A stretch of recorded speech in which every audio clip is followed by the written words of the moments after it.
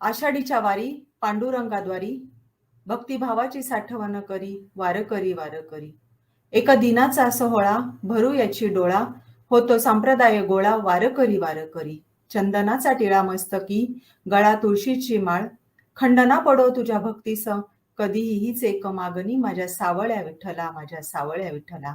हरिओम विठ्ठल. प्रथमतः भगवान पांडुरंगांना व ज्या वारकरी संप्रदायाने या संस्कृतीचे जतन केलेले आहे त्या वारकरी संप्रदायाला नमस्कार करून आजच्या कार्यक्रमाची आपण सुरुवात करूया. मी शारदा सोमनाथ ताडगे आज आपल्या समोर पवित्र अशा मार्गशीर्ष महिन्यातील मोक्षदा व सफला एकादशीच्या व्रताची माहिती व पूजाविधी सांगणार आहे. मोक्षदा आणि सफला एकादशीच्या नावामध्येच अर्थ दडलेला आहे. मोक्षदा म्हणजे जे व्रत केल्याने मोक्ष प्राप्त होतो आणि सफला एकादशी म्हणजे ज्या व्रत केल्याने आपले कार्य सिद्धीत जाते, सफल होते. प्रथमतः आपण मोक्षदा एकादशीच्या व्रत कथेबद्दल जाणून घेऊयात. धर्मराज युधिष्ठिर भगवान श्रीकृष्णांना म्हणाले, देव देवेश्वरा, मार्गशीर्ष महिन्याच्या शुक्ल पक्षात कोणती एकादशी येते, तिचा विधी कसा आहे आणि या व्रतात कोणत्या देवाची पूजा केली जाते? स्वामी, हे सर्व सविस्तर सांगण्याची कृपा करावी. भगवान श्रीकृष्ण म्हणाले, नृपश्रेष्ठ, मार्गशीर्षातील शुक्ल पक्षाच्या एकादशीचे वर्णन करतो. जिच्या केवळ श्रवणानेच वाजपेयी यज्ञाचे फळ मिळते, तिचे नाव मोक्षदा एकादशी असून ती सर्व पापांचे हरण करणारी आहे. या दिवशी उत्तम प्रकारे तुळशीच्या मंजिरी व धूप दीपादीने भगवान दामोदरांची पूजा केली पाहिजे. पूर्वोक्त विधीनुसारच दशमी व एकादशीच्या नियमांचे पालन करणे योग्य आहे. मोक्षदा एकादशी महापापांचा नाश करणारी आहे. या दिवशी रात्री माझ्या प्रसन्नतेसाठी नृत्य, भजन, स्तुती करीत जागरण केले पाहिजे. ज्यांची पितरे पापकर्मामुळे नरकात पडलेली आहेत त्यांनी ही एकादशी करून आपल्या पितरांना हिचे पुण्यदान करावे. यामुळे पितरांची सद्गती होईल, यात जराही संशय नाही. फार पूर्वीची गोष्ट आहे. वैष्णवांनी विभूषित परमरमणीय चंपक नगरीत वैखानस नामक राजा राहत होता. तो आपल्या प्रजेचे पुत्रवत पालन करीत असे. अशा प्रकारे राज्य करताना राजाने एका दिवशी रात्री स्वप्नात पितरांना नरकात पडलेले पाहिले. त्या सर्वांना या अवस्थेत पाहून राजा अत्यंत चकित झाला. सकाळी ब्राह्मणांना स्वप्नातील वृत्तांत सांगितला. राजा म्हणाला, ब्राह्मणदेव, मी माझ्या पितरांना नरकात पडलेले पाहिले. ते सतत रुदन करीत मला म्हणत होते की तू आमचा पुत्र आहेस, म्हणून या नारकीय समुद्रातून आमचा उद्धार कर. ब्राह्मणदेव, अशा रूपात माझ्या पितरांचे दर्शन झाल्याने मी अस्वस्थ झालो आहे. मी काय करू, कोठे जाऊ?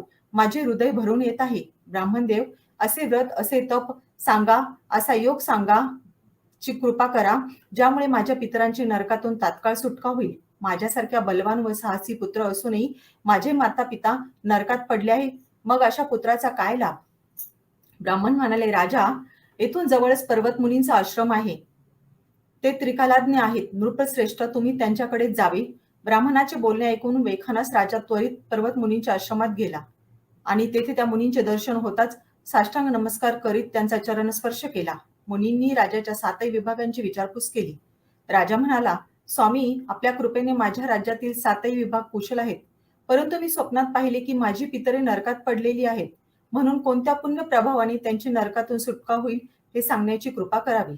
राजाचे बोलणे ऐकून पर्वतमुनी एक मुहूर्तपर्यंत ध्यानस्थ झाले. त्यानंतर ते राजाला म्हणाले, राजन, मार्गशीर्षाच्या शुक्ल पक्षात जी एकादशी येते ती मोक्षदा नामक एकादशी आहे. तिचे व्रत करा आणि ते पुण्य पितरांना अर्पण करा. त्या पुण्याच्या प्रभावाने त्यांची नरकातून सुटका होईल. भगवान श्रीकृष्ण म्हणतात, युधिष्ठिर, मुनींचे वचन ऐकून राजा आपल्या नगरात परतला. जेव्हा उत्तम मार्गशीर्ष महिना आला तेव्हा वैखानस मुनींनी सांगितल्याप्रमाणे राजाने मोक्षदा एकादशीचे व्रत करून तिचे पुण्य सर्व पितरांसह मात्या पित्यास अर्पण केले.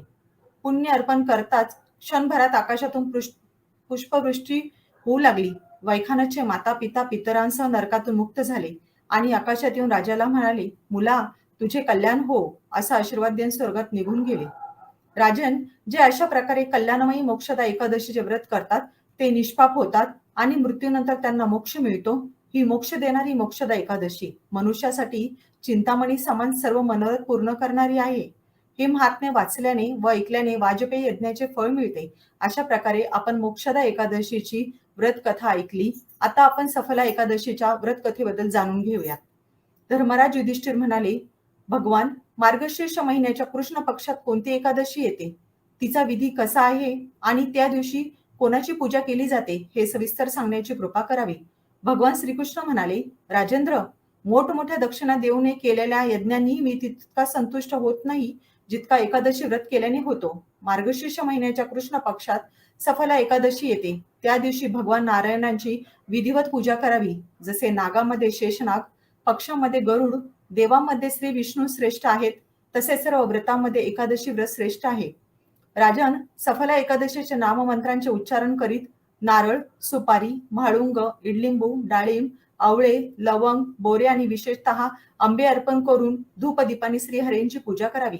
सफला एकादशीला विशेषतः दीपदान करण्याचे विधान आहे. रात्री वैष्णव भक्तांसह जागरण करावे. एकादशीचे जागरण करणाऱ्याला जे फळ मिळते ते हजारो वर्षांच्या तपश्चर्येनेही मिळत नाही. नृप्रश्रेष्ठ, आता सफला एकादशीची पावन कथा ऐका. चंपावती नामक एक प्रसिद्ध नगर आहे, जी पूर्वी महिष्मत राजाची राजधानी होती. महिष्मत राजाला 5 मुले होती. त्यांच्यातील ज्येष्ठ तर सदैव पापकर्मातच मग्न राहत असे. तो परस्त्रीगामी आणि वैशासक्त होता. त्याने पित्याचे धन दुष्कर्मातच खर्च केले. तो नेहमी दुराचार करीत असे. तसेच वैष्णव, गायी, ब्राह्मण व देवांचीही निंदा करीत असे. आपल्या मुलाला असे दुष्कर्म करताना पाहून महिष्मत राजाने त्याचे नाव लुंबक ठेवले. नंतर राजा व इतर राजकुमारांनी मिळून त्याला राज्यातून हद्दपार केले. लुंबक त्या नगरात घनदाट जंगलात निघून गेला. तसेच तेथेच राहून त्याने संपूर्ण नगराचे धन लुटले. एके दिवशी जेव्हा तो रात्री चोरी करण्यासाठी नगरात आला, तेव्हा शिपायांनी त्याला पकडले. परंतु त्याने मी महिष्मत राजाचा पुत्र आहे असे सांगितल्यावर शिपायांनी त्याला सोडून दिले. मग तो पुन्हा जंगलात परतला आणि मांस आणि झाडाची फळे खाऊन उदरनिर्वाह करू लागला. त्या दृष्टाचे विश्रांती स्थान पिंपळाच्या झाडाजवळ होते. ते झाड अनेक वर्षापूर्वीचे होते व त्या वनात एक महान दैवत मानले जात असे. दुर्बुद्धी लुंबक तेथेच राहत होता. एके दिवशी पूर्व संचयित पुण्याच्या प्रभावामुळे त्याच्याकडून एकादशीचे व्रत घडले. मार्गशीर्ष महिन्याच्या कृष्ण पक्षातील दशमीला पापिष्ट लुंबक आणि झाडांची फळे खाली आणि वस्त्रहीन असल्याने रात्रभर थंडीचा त्रास सहन केला. त्यावेळी त्याला ना झोप लागली ना आराम मिळाला. तो निष्प्राण होत चालला होता. सूर्योदय झाल्यानंतरही तो शुद्धीवर आला नाही. सफला एकादशीच्या दिवशी सुद्धा लुंबक बेशुद्ध अवस्थेत पडून राहिला. दुपारी तो शुद्धीवर आला. मग इकडे तिकडे पाहत तो उठला आणि लंगड्याप्रमाणे अडखळत जंगलात गेला. तो भुकेमुळे अशक्त व कासावीस झाला होता. राजन, बरीच फळे घेऊन लुंबक जेव्हा त्याच पिंपळाच्या झाडाजवळ आला तेव्हा सूर्यास्त झालेला होता. तो त्या पिंपळाच्या बुंद्याशी सर्व फळे अर्पण करून म्हणाला, या फळांचा स्वीकार करून लक्ष्मीपती भगवान नारायणाने संतुष्ट व्हावे. असे म्हणून लुंबक रात्रभर झोपला नाही. अशा प्रकारे अनायासच त्याच्याकडून ते व्रत झाले. त्यावेळी अचानक आकाशवाणी झाली, राजकुमार, तुला सफला एकादशीच्या पुण्य प्रसादाने राज्य मिळेल आणि पुत्रलाभ होईल.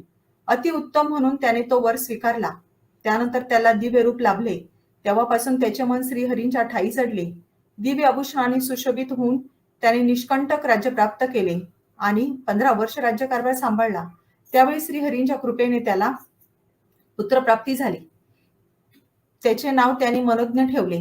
जेव्हा तो मोठा झाला तेव्हा लुंबकाने राज्याचा मोह सोडून संपूर्ण राज्यकारभार मुलावर सोपवला आणि स्वतः भगवान श्रीकृष्णांच्या श्रीचरणी गेला, जेथे जाऊन मनुष्य कधी दुःखी होत नाही. राजन, अशा प्रकारे जो सफला एकादशीचे उत्तम व्रत करतो तो इहलोकी सुख भोगून मृत्यूनंतर मोक्षास प्राप्त होतो. जो सफला एकादशी करतात ते लोक धन्य आहेत, त्यांचा जन्म सफल आहे. महाराज, या एकादशीचा महिमा श्रवण पठण केल्याने आणि त्यानुसार आचरण केल्याने मनुष्यास राजसूय यज्ञाचे फळ मिळते. अशा प्रकारे आपण पवित्र अशा मार्गशीर्ष महिन्यातील मोक्षदान या सफला एकादशीच्या व्रताची माहिती व पूजाविधी ऐकला व समजून घेतला. आमच्या भक्ती योगांजली या युट्यूब चॅनल मार्फत आम्ही आपल्या हिंदू संस्कृतीचे जतन व्हावे आणि आजच्या तरुण पिढीला माहिती मिळावी, यासाठी आमचा हा छोटासा प्रयत्न आहे. आपण आमच्या या भक्ती योगांजली युट्यूब चॅनलला जास्तीत जास्त लाईक आणि सबस्क्राईब करून आमच्या या छोट्याशा प्रयत्नास, या संस्कृतीचे जतन करण्याचा जो आम्ही प्रयत्न करत आहोत त्या प्रयत्नास हातभार लावावा हीच आपणा सर्वांना विनंती. धन्यवाद.